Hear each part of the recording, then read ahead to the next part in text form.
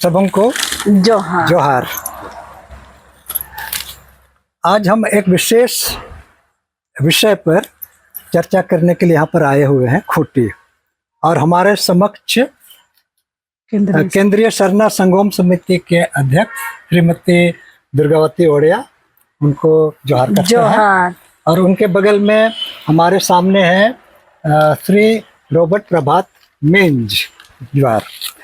Robert प्रभात मिंज का परिचय यही है कि अभी पेशा पर जो एक केस चला था 49 PIL, तो उसमें उन्होंने ही सारा बहस किया, सारा पिटीशन, एक वकील का काम। हालांकि वकील नहीं है, लेकिन इनको कानून की बहुत अच्छी जानकारी है।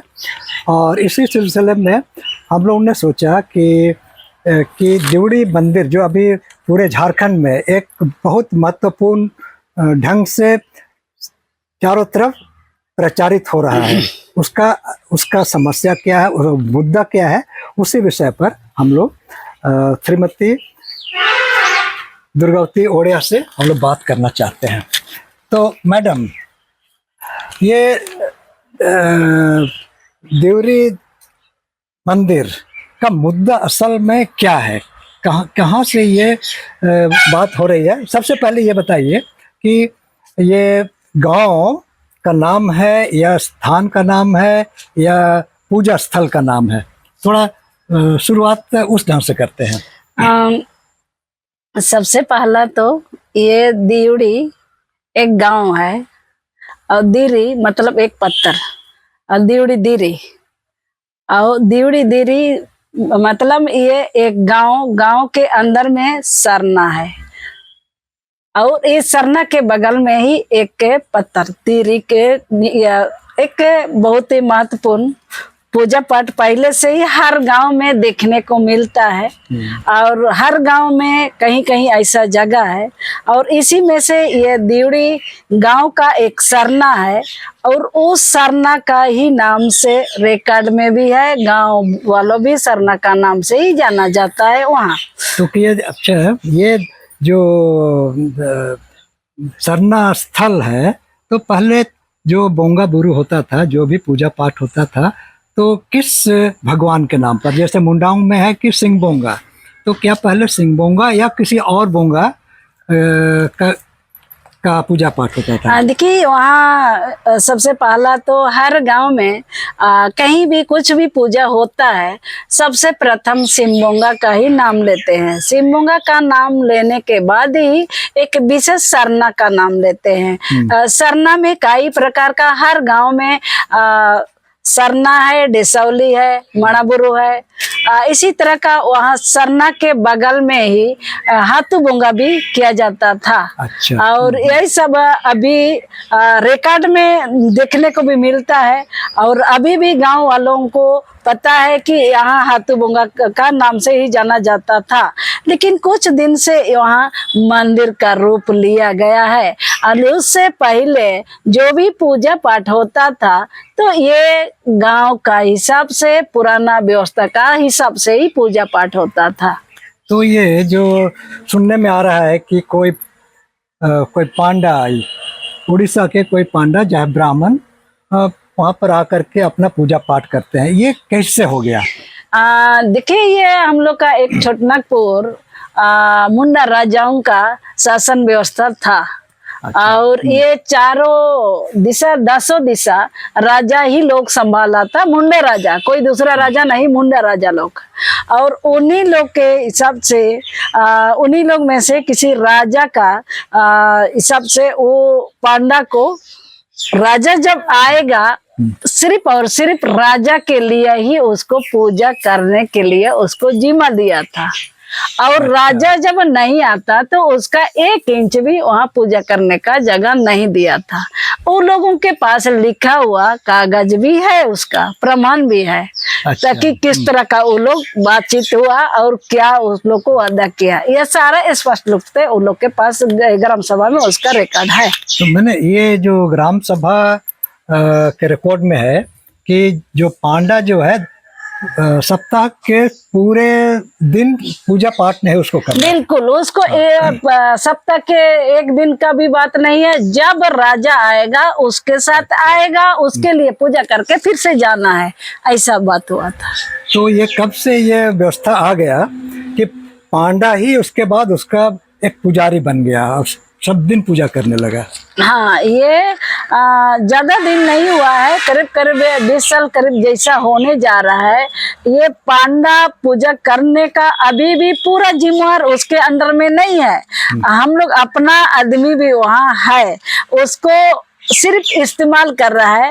वो धुआं जलाता है, उसके बाद सारा संपत्ति जो वहाँ आता है उसके लिए विशेषकर वहाँ पांडा लोग है, और जो दान दक्षिणा के लिए है। अच्छा, तो उससे पहले पांडा के पूजा करने के पहले क्या कोई मुंडा पहन पूजा पाठ करता है? पहले से मुंडा पहन लोग हर सरना में पूजा होता है, लेकिन जिस तरह का भी मंदिर का रूप लिया है ऐसा पहले नहीं हम लोग का। तो जब जब गांव में कोई परिस्थिति या स्थिति आती है तब जैसे साल में जो हम लोग का पूजा का समय सीमा बंधा हुआ है उसी हिसाब से पूजा करता था। तो क्या गांव वालों ने, ग्राम सभा ने, जो मुंडा लोग है वहाँ का, उन्होंने इसका विरोध किया या नहीं किया? नहीं, तब तक आदिवासी मुंडा लोग को आने वाला समय में इसका दिशा और दशा कहाँ जाएगा ये जानकारी के अभाव में वो लोग उसका विरोध शुरुआत में नहीं किया। अच्छा। और इसी का अभी बड़ा रूप लिया और इसी का ये अभी ग्राम सभा को झेलना पड़ रहा है। अच्छा अच्छा, एक अब दूसरा एंगल से देखते हैं। वो जमीन जिस पर मंदिर बना है वो किसके नाम पर है? क्या पांडा के नाम पर है या किसी और के नाम पर है? किसके नाम पर? जी नहीं, वहाँ जब जमीन देवड़ी गांव एक खुटकटी गांव है, खुटकटी है, और वहाँ एक CNT 8 है, और उस गांव केवट नंबर 4 में प्यारा मुंडा के नाम से खतियान दर्ज है। तो एक मुंडा का जमीन किस हिसाब से लिया ये गांव वालों को भी थोड़ा सा उसमें ध्यान देना चाहिए, लेकिन उस पर जो जिस तरह का उन लोग को दबाव देना चाहिए वो नहीं कर पाया। और ये पांडा लोग चाहे ये ब्राह्मण लोग ऐसा ही मौका खोजता है और हर गांव में थोड़ा सा वो लोग पूजा पाठ का नाम से छोटी सी मंदिर के माध्यम से जगह बनाता है और वहाँ जमीन को लूटने के लिए ही यह षड्यंत्र रचाता है। षड्यंत्र था, षड्यंत्र है। अच्छा, तो फिर सरकार कहाँ से आई है? सरकार ने, जैसे सुनते हैं कि 2021 में उन्होंने ट्रस्ट बनाया, तो क्या ये सही है? आप लोग क्या सोचते हैं इस पर? देखिए, ये ट्रस्ट भी मेरा हिसाब से एक खुटकटी जमीन और CNT 8 जमीन में जब अपना खुद का जमीन बेच नहीं सकता है और यहाँ कोई बाहरी लोग, एक सरकारी अधिकारी वहाँ का ट्रस्ट बनाना मेरा हिसाब से सरासर ये गलत है और ये बिल्कुल भी ये नहीं होना चाहिए। या तो जानकारी के अभाव में कुछ बड़े बड़े लोग उसमें फंसे हुए हैं, लेकिन ये सरासर मेरा हिसाब से गलत है। अच्छा, मैं इस पर मीन साहब से थोड़ा पूछना चाहता हूँ। ये जो ट्रस्ट बना है, चाहे जमीन का जो मामला है, इसमें क्या ग्राम सभा का अपना हक वो दावा कर सकता है या किस रूप से दावा कर सकता है? पहली बात, जैसे मैडम ने बताया कि ऐसे तो ट्रस्ट बन ही नहीं सकता है, क्योंकि ट्रस्ट तो अपनी जो जमीन खुद की है उस पर ही हो सकता है। उनकी खुद की जमीन तो थी नहीं, ये तो खुद कटी जमीन थी जी, तो उस पर तो कैसे ट्रस्ट बन सकता है? पहला प्रश्न वो है जी। और दूसरा प्रश्न है कि जब जमीन सरकार की भी नहीं है और ये खुद कटी जमीन है, तो इसमें सरकारी अधिकारी ट्रस्ट में कैसे आ सकते हैं? ये बिल्कुल गलत है। वो बिल्कुल गलत है जी। तो ये मेरा यही कहना है। तो मैडम, आप लोग का जो अभी आंदोलन जो चल रहा है, चलेगा, उसका अगला कदम आप लोग क्या सोचते हैं? क्या होना चाहिए, चाहे किस दिशा की ओर लेना चाहते हैं? देखिए, यहाँ मेरा हिसाब से दूसरा का हाथ में यह जमीन चला गया है और उस जमीन को लेने के लिए कोर्ट जाना सबसे महत्वपूर्ण है मेरा हिसाब से, ताकि उसमें आम पब्लिक भी ज्यादा परेशान नहीं होगा। और जो जिस तरह का कागज पत्र ग्राम सभा के हाथ में है, अधिकार है, और उस हिसाब से तो वो लोग कोर्ट जाना चाहिए। और हम भी यही सलाह देंगे, कोर्ट जाके उसका जो भी है वो देखने से, चाहे जानकारी से ये पता चल रहा है ये अपना जमीन है, ग्राम सभा का जमीन है और आगे भी ग्राम सभा का जमीन है रहेगा, इसलिए उसको प्रूव करने के लिए कोर्ट जाना पड़ेगा। तो इसके लिए मीन साहब कोर्ट जाना पड़ेगा, तो किन किन मुद्दों को लेकर के इनको जो आंदोलन करता है, अब चाहे पूरे झारखंड की जनता को, चाहे वहाँ की ग्राम सभा को, किन किन मुद्दों को ध्यान में रख करके वो केस करना चाहिए, चाहे कोर्ट जाना चाहिए सर? अभी तो प्रश्न उठ रहा है कि विवाद हो रहा है कि जो मंदिर भाग है उसका मालिकाना हक किसका है। जी। अब इसका फैसला, जैसे कि हमने देखा कि हाई कोर्ट ने भी ये किया था, तो हाई कोर्ट ने तो इसको डीसी के निराकरण करने के लिए भेज दिया। जी। तो डीसी साहब ने भी कहा कि जो मालिकाना हक किसका है, इसका निर्णय उसका लेने के लिए वो सक्षम नहीं है। तो ये तो सिविल कोर्ट ही द्वारा ये साबित हो सकता है कि मालिकाना हक किसका बनता है। तो ये रही जमीन का मामला। जी। अब उसी तरह जो ट्रस्ट जो बना है उसको भी चुनौती दी जा सकती है, और इसके लिए सिविल कोर्ट जाने की जरूरत नहीं है, इसको हाई कोर्ट में भी चुनौती दी जा सकती है। जी। कि एक तो पहला ये वैध है कि नहीं, कि खुदकट्टी जमीन को ट्रस्ट उस पर कैसे बनाया जा सकता है, प्लस दूसरी भी इसमें मुद्दा है कि ये ट्रस्ट कैसे बना जी। और वो वैध तरीके से बना है कि नहीं। जी। ये भी एक प्रश्न है जो उठाया जा सकता है उच्च न्यायालय में। तो ये खुदकट्टी जमीन भी है, ये 5वीं अनुसूची का क्षेत्र है, अनुसूचित क्षेत्र है, तो इस सब का सम अप करते हैं तो क्या ट्रस्ट, चाहे पांडा का वहाँ होना पुजारी के रूप में, विशेष करके ट्रस्ट को लेकर के ग्राम सभा को क्या करना चाहिए? मेरे हिसाब से तो अभी फिलहाल चूंकि कोर्ट ने तो आदेश दे दिया है जी। पेशा कानून जी। के अंतर्गत नियमावली बनाने के लिए जी। वो भी समय सीमा निर्धारित कर दी गई है। जी हाँ। तो यदि इसमें नियमावली बन जाती है तो बहुत सारे अधिकार ग्राम सभा को ही मिल जाते हैं।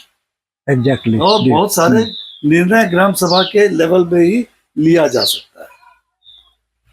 तो ये तो अधिकार क्षेत्र में आ जाएगा। हाँ, पूरा जो है कंट्रोल जो होगा ग्राम सभा का होगा। हो जाएगा। अच्छा, तो ये है कि हम लोग कोर्ट का या अधिकारी का जी उसका ही ये कोर्ट में या उन्हीं के पास जाते हैं जी। लेकिन बाद में अधिकार जब ग्राम सभा को पूरी तरह नियमावली बनने के बाद उसके पास आ जाएगा तो ग्राम सभा ही निर्णय ले सकता है। जी जी। हाँ, क्योंकि डीसी साहब ने हाथ उठा दिया है कि इसमें हम कुछ नहीं कर सकते हैं, तो ऑटोमेटिक ही है अभी सही लाइन पर चल रहा है। गांव वाला जो ग्राम सभा जो सवाल कर रहा है, जो मांग कर रहा है, उस हिसाब से तो सीधा सीधी ग्राम सभा का ही है उस जमीन। लेकिन मैडम, ये पेशा के अंतर्गत सारी शक्तियां चाहे पावर हैं, तो क्या वहाँ पर पेशा के अनुसार बैठक, ग्राम सभा वगैरह होता है कि? बैठक तो होता है हर गांव में, लेकिन पेशा कानून जो गांव ग्राम सभा में जो जितनी अधिकार है, हक है, और जिस तरह का वो अपना हक का इस्तेमाल करना चाहिए, उस पर ग्राम सभा में मीटिंग नहीं होती है जानकारी के अभाव में। वहाँ जो अन्य कोई लड़ाई झगड़ा गांव में होता है, किसी का गाय बैल, किसी का संपत्ति चाहे धन दौलत खा लिया, उसी के विषय विषय में ही ग्राम सभा का जो लोग मीटिंग बैठते हैं। क्योंकि ये पेशा कानून के विषय में गांव वालों को जो सख्ती से मीटिंग बैठना शुरू करेगा तो उसी दिन अपना हक और अधिकार सबको बचा सकता है। बहुत अच्छा। तो उसका मतलब जो आप के बातों से जो मुझे लग रहा है कि हम लोगों को न केवल देवड़ी में बल्कि सभी तरफ पेशा कानून के तहत ग्राम सभा का शक्ति को जानना पड़ेगा। बिल्कुल, तभी हम लोग कुछ कर सकेंगे, आप कुछ कर सकेंगे। हाँ बिल्कुल। अभी हम लोग अपना पावर का जो पेशा कानून CNT कुटकटी इतनी बड़ा बड़ा कानून है हम लोग को दिया गया है, आज तक ये कानून का इस्तेमाल हम लोग नहीं किया है। इस कानून का नहीं इस्तेमाल किया वही कारण है हर गांव-गांव में जो मंदिर बना है, चाहे खूंटी के या जमीन में आदिवासियों की जमीन में जो गैर आदिवासी लोग घर बनाया है, इतना बड़ा ग्राम सभा का पावर रहते हुए, क्योंकि ग्राम सभा में जो पावर दिया है उसका जानकारी लेने वाला भी नहीं है, देने वाला भी अभी गांव में नहीं है, और इसीलिए ये स्थिति पैदा हुआ है। और ये कानून को रोकने के लिए और मेरा हिसाब से यही 5वीं अनुसूची और ग्राम सभा, ये 2 ही कानून के माध्यम से हम लोगों को अपना जगह जमीन चाहे अपना हक अधिकार बचा सकते हैं। जीता जाता उदाहरण देंगे, इसी तरह ये सोनमेर मंदिर खूंटी के ऊपर चौक में है, वहाँ भी हाथों बोंगा ही करते थे, आज वहाँ देवी मंडप करके मंदिर बना दिया है। इसी तरह कई गांव में, ये कर्रा प्रखंड के अंदर आता है ये चंपी गांव। चंपी गांव में 1-2 साल पहले काफी गंभीर मुद्दा वहां पैदा हुआ था, बाहर से शिवलिंग ला के वहां बैठा दिया, अभी भी एक नाग को लेके वहां बैठा दिया है, ताकि आने वाला समय में दीवड़ी जैसा वहां भी हो सकता है।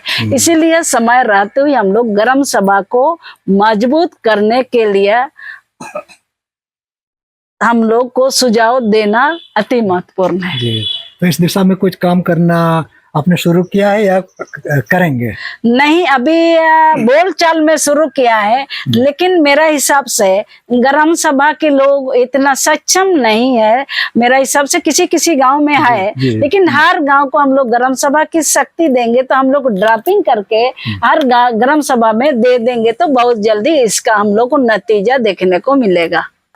तो ये जो पेशा 1996 कानून ये मूल आधार है हमारे हक अधिकार का, ये भी सत्य नहीं है, क्योंकि हमारा अधिकार तो संविधान के अनुच्छेद 13(3) उसमें ही दिया हुआ है, जिसमें हमारे रूढ़िवादी प्रथा और कानून को चालू रखा गया है। बस इतना शर्त है कि वो जो फंडामेंटल राइट या मौलिक अधिकार के खिलाफ ना हो तो जी हाँ, उतना तक को चालू रखा है। तो ये अधिकार तो पहले से तो थे ही, बस उसको मूर्त रूप पेशा कानून 1996 कर दे रहा है। लेकिन उसको भी लागू करने के लिए नियमावली की भी जरूरत है। ये उच्च न्यायालय ने भी इस पर जोर दिया कि बिना नियमावली के कानून भी लागू नहीं कर सकते, इसीलिए सर्वप्रथम नियमावली को भी लागू करना जरूरी है। इसीलिए झारखंड उच्च न्यायालय ने पेशा नियमावली को 2 महीने के अंदर बना के लागू करने का आदेश दिया है। तो बिल्कुल आपका बात से हम भी सहमत हैं। ये 1996 उससे पहले से हम लोग सब कोई ये जानते ही है कि इस देश की मालिक हम लोग हैं और है भी मालिक, क्योंकि ये जगह जमीन चाहे हक और अधिकार ये जीता जाता उदाहरण अभी भी लोग हर किसी का मुंह से आपको सुनने को मिलेगा कि मिलता है कि लिखा हुआ और अलिखित ये हम लोग का बराबर मान्यता है, और मान्यता ये ही लोग सोचते थे। इसलिए अभी भी किसी गांव में आप जाइएगा, सीधा सीधी आपको सुनने को मिलेगा ये मेरा जमीन है और मेरा ही रहेगा। ये कानून 1996 से पहले से भी लोग यही बोलता है और अभी भी बोलते हैं, लेकिन अभी इतना कुछ रहने के बावजूद भी सारा कानून को तोड़ रहा है और तोड़ मरोड़ करके लोग, जो केंद्र सरकार भी इस कानून को अपना अध्ययन करके सजाने का काम कर रहा है। इस पर लोग थोड़ा सा तर्क वितर्क नहीं कर पा रहा है और इस जानकारी के अभाव में, और इसलिए सीधे तौर पर हम लोग का जगह जमीन, जैसे रांची उची का जमीन जो निकल गया है, रांची जो जगन्नाथपुर हो चाहे वहाँ HSC हो, ऐसा ऐसा जगह हम लोग का हाथ से निकला। और लेकिन अभी भी लोग का मुंह में सुनने को मिलता है ये जमीन मेरा था और है, दूसरा कोई राह लिए तो भी लोग बोलता है। तो मीन साहब, एक थोड़ा कानूनन बात मैं थोड़ा बढ़ाना चाह रहा था कि ये जो 5वीं अनुसूची का क्षेत्र है हमारा झारखंड, जो 16 राज्य है, तो जो भी कानून जो आते हैं, क्या यहाँ पर केंद्र सरकार से बनता हो चाहे राज्य सरकार से, क्या वो सुओ मोटो पास किया जाना चाहिए या उस पर राज्यपाल की अपनी सहमति, चाहे TSC की सहमति और उसके बाद राज्यपाल का अनुमोदन चाहे राष्ट्रपति का अनुमोदन लिया जाना जरूरी है? वैसे 5वीं अनुसूची के धारा 5 में जी राज्यपाल को अधिकार दिया गया है कि वो राज्य सरकार अथवा केंद्र सरकार किसी भी कानून को वो अनुसूचित क्षेत्र, झारखंड के अनुसूचित क्षेत्र में लागू करने से रोक सकता है, या लागू करना हो तो उसमें जो भी जरूरत संशोधन करके जी कर सकते। जी तो लेकिन ऑटोमेटिकली लागू हो जाएगा, ये मेरा मानना नहीं है। लेकिन इसका जो इंटरप्रिटेशन जो लोग कर रहे हैं कि यदि गवर्नर ने नहीं रोका तो लागू हो गया, ये भी गलत है जी। ये ऑटोमेटिकली लागू नहीं हो सकता है।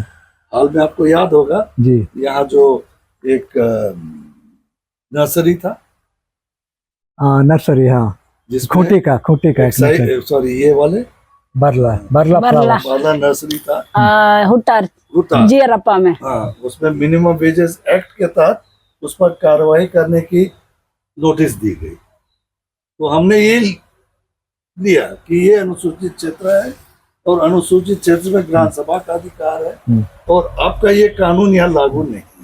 बिल्कुल राइट।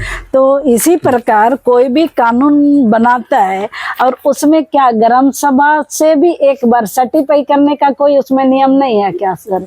उसमें तो इसमें अधिकार तो राज्यपाल महोदय को दिया गया, पूरा अधिकार। हाँ। जो कानून लागू करना चाहेगा वो लागू कर सकता है। हाँ। तो इसमें लेकिन उसको सलाह लेना पड़ेगा आदिवासी परामर्श समिति। बिल्कुल, हम वही जानना चाह रहे थे कि मेरा हिसाब से उस सलाह लेना तो जरूरी है, क्योंकि ग्राम सभा में क्या यह सही है या गलत है, ये थोड़ा सा तो लोग को जानकारी देना चाहिए। उसी के बाद ये कानून के आगे की कार्रवाई प्रक्रिया पर चलना चाहिए। जैसे जमीन अधिग्रहण जो पेशा कानून बोलता है कि ग्राम सभा का सम्मति लेके करना है, और इसी को जमीन अधिग्रहण कानून 2013 में समावेश किया गया है जी, धारा 41 में। जी हाँ, उसके जो भी सब क्लॉज हैं 41, 1, 2, 3, 4, 5 उसमें इसमें दिया हुआ है कि जमीन अधिग्रहण सरकार भी लेना चाहे तो उसको ग्राम पंचायत, ग्राम सभा या उसका ऊपर जो भी हो जी, या आदिवासी परामर्श समिति, किसी का भी सम्मति लेना अनिवार्य है जी, उसके बिना सरकार भी नहीं ले सकती। बिल्कुल, यही चीज हम क्लियर करना चाह रहे थे, ताकि इतना दिन ग्राम सभा को इतना वैल्यू नहीं समझता था। असल में कोई भी कानून बनता है तो आज तक देखने से पता चलता है CNT एक्ट, SPT एक्ट 2016 की कानून, ये ग्राम सभा को पता ही नहीं था और ऊपर से ये आदेश आता है कि ये कानून को हटाना है, ये कदापि नहीं होना चाहिए। तब किसी प्रकार से आम जनता ग्राम सभा के पास आया तो पूर्ण जोर यहाँ 2016 में खूंटी जैसा टाउन में विरोध हुआ। तो इसी प्रकार कोई मनमर्जी तरीका से कोई कानून लागू करेगा जो संविधान में इतना सोच समझ के हम लोगों का संविधान में इतना अधिकार दिया है, और बहुत सारे कानून अपना मनमर्जी तरीके से केंद्र सरकार हटा भी दिया है। लेकिन अभी हम लोग को संविधान का अध्ययन करने से पता चल रहा है कि ये तो गलत हो रहा है। तो ये सब मेरा हिसाब से संसद का काम है कि ये कानून बदलने जा रहा है। आप ग्राम सभा पर इसका परिचर्चा करना चाहिए, क्या सच है गलत है तो इस पर हम लोग रोक लगाना चाहिए। तो ये बात नहीं हो रहा था। जी जी, तो चलिए ये तो बहुत अच्छी बात है, ये तो शुरुआत है। जी हम लोग और इसी ढंग का कानून पर, चाहे सामाजिक मुद्दों पर और चर्चा करेंगे। और विशेष करके आज जो आपने समय दिया, मीर साहब ने कानून के बारे में जानकारी दी, इसलिए आप लोगों को दोनों को धन्यवाद।